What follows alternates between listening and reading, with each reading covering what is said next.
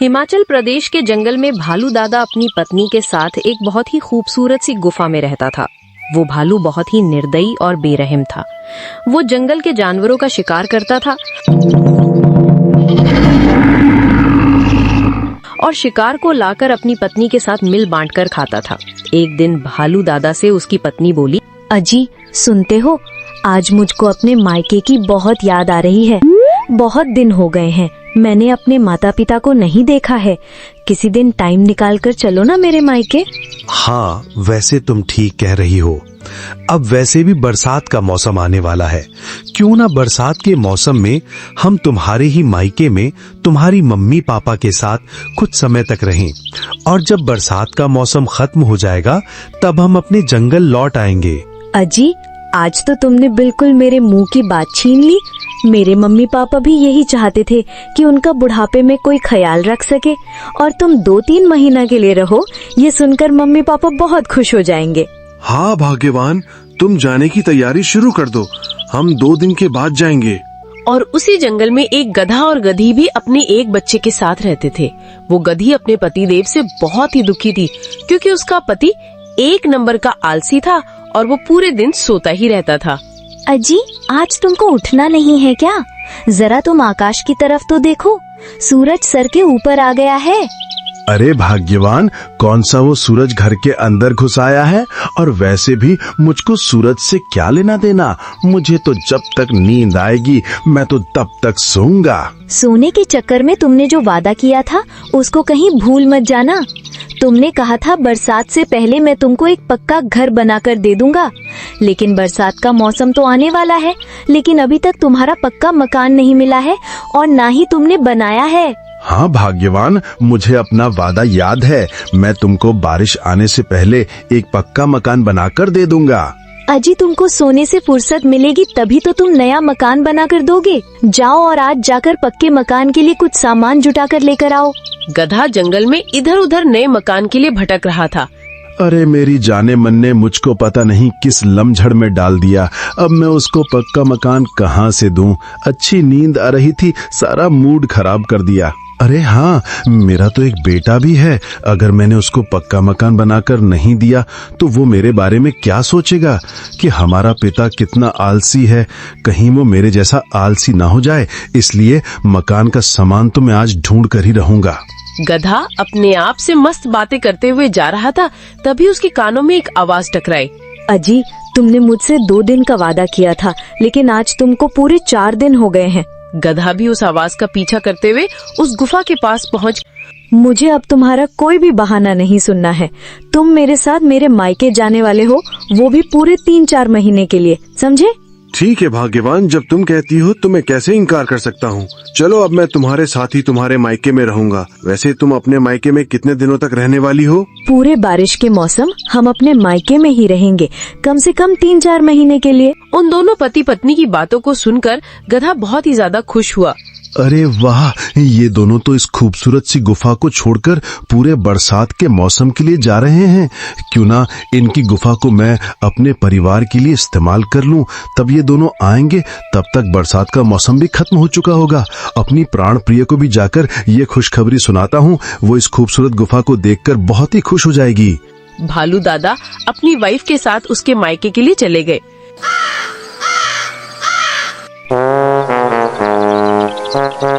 गधा खुश होता हुआ अपने बच्चे और पत्नी के पास गया।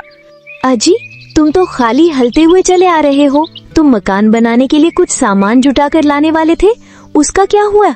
नहीं मिला तुमको कुछ भी सामान? अरे भाग्यवान, सामान की बातों को छोड़ो, मैं तो तुम्हारे लिए पक्का मकान देख कर आया हूँ। एक बहुत ही प्यारी सी खूबसूरत सी गुफा है जो बिल्कुल खाली है। क्यों ना हम उसी में जाकर रहें? भला खाली गुफा हमारे जंगल में किस जानवर की हो सकती है? और बरसात का मौसम आने वाला है, ऐसे में कौन अपनी गुफा को खाली करके चला गया? वो गुफा उस खूंखार भालू की है। वो अपनी पत्नी के साथ उसके मायके में रहने के लिए गया है, और वो दोनों बातें कर रहे थे कि कम से कम 4-5 महीने में आएंगे। तब तक वो गुफा खाली ही रहेगी। क्यों ना हम उस गुफा में चले जाएं, बरसात का मौसम भी कट जाएगा। अगर वो भालू किसी दिन लौट आया तो वो हम दोनों को जिंदा ही चबा जाएगा।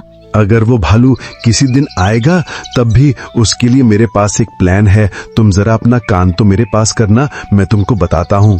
गधा ने अपनी पत्नी को अपना प्लान बता दिया और वो दोनों गुफा में चलने के लिए राजी हो गए।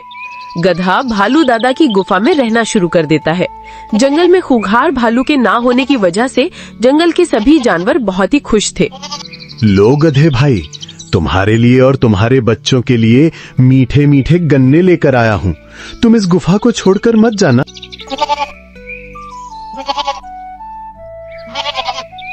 लो गधे भाई, तुम्हारे बच्चे के लिए मैं हरी हरी घास लेकर आई हूँ।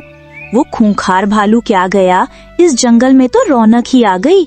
तुम इस गुफा का अच्छे से इस्तेमाल करना और हो सके तो तुम इस गुफा को कभी खाली मत करना। इसी तरह दिन गुजरते जाते हैं। गधे का परिवार गुफा में बहुत ही मजे से रह रहा था।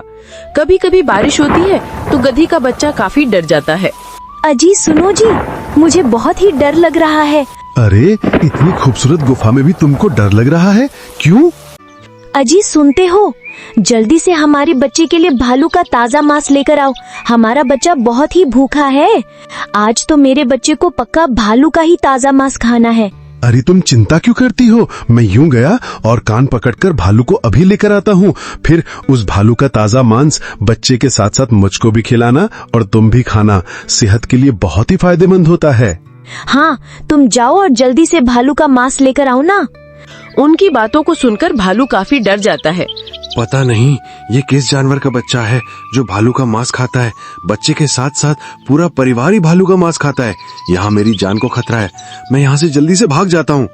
भालू जंगल से जाने लगता है, तभी उसको एक चुगलखोर बकरी मिल जाती है। बकरी भालू को गधे की सारी बात बताती है, लेकिन भालू को बकरी की बातों पर विश्वास नहीं होता। ठीक है, मैं तुम्हारे साथ चलती हूँ, फिर तुमको मेरी बात पर यकीन हो जाएगा। ठीक है, वैसे तो मेरा जाने को दिल नहीं कर रहा, पर तुम कहती हो तो चला जाता हूँ। अगर तुमने मुझको फंसवा दिया तो मैं तुमको ही मार दूंगा, समझी? जी भालू दादा, मैंने अपनी आँखों से गधे को आपकी गुफा में रहते हुए देखा है, वो भी उसके पूरे परिवार के साथ। वो दोनों गुफा की तरफ आते हैं। गुफा की तरफ आते हुए उनको गधी ने देख लिया और जाकर गधे को बता देती है। गधा फिर से नई तरकीब का इस्तेमाल करता है। सुनो जी, मैं अपने बच्चों को लेकर अपने मायके जा रही हूँ। वहाँ जाकर अपने बच्चों को भालू का ताजा नरम मांस खिला दूंगी। अरे भाग्यवान, तुम थोड़ा तो सब्र करो। मैंने एक बकरी को भेजा है, वो भालू को लेकर आती ही होगी। फिर पूरा परिवार भालू की दावत उड़ाएगा।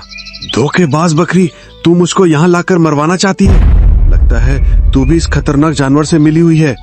आज मैं तुझको जीवित नहीं छोड़ूंगा।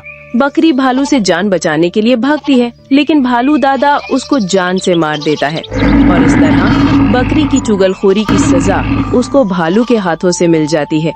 गधे की समझदारी से भालू उस जंगल को छोड़कर चला जाता है।